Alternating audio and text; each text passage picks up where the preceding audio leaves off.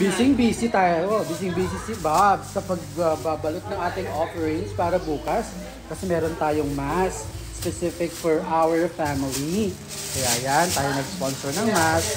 Kaya kailangan natin magbalot-balot ng mga offerings. Wow, napakagaling naman ang nagbabalot. Pagkatapos nga magbalot ay lumipat na kami papuntang Villa Valderrama Mountain Resort. Excited kasi first time na magkakasama kaming lahat papunta dito. Are you guys excited? Ay, baba nyo na yung gamit para makaalis na si Kuya.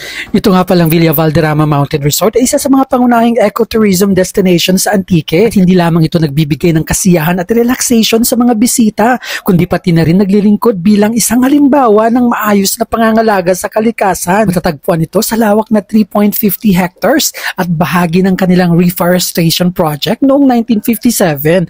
O diba, may research pa? Yan, yung diretso lang yung mga rooms dyan. At papunta na nga kami sa rooms na naka-assign sa amin. Siya nga pala, may mga cottages din dito na maaring upahan, pati na rin isang event hall at swimming pool. Sa loob ng resort, makikita mo ang matataas at matatanda ng puno na nagbibigay hindi lamang ng kagandahan, kundi pati na rin ng sariwang hangin. Ang malamig na klima at preskong hangin ay tiyak na magbibigay ng kapahingahan sa bawat bisita.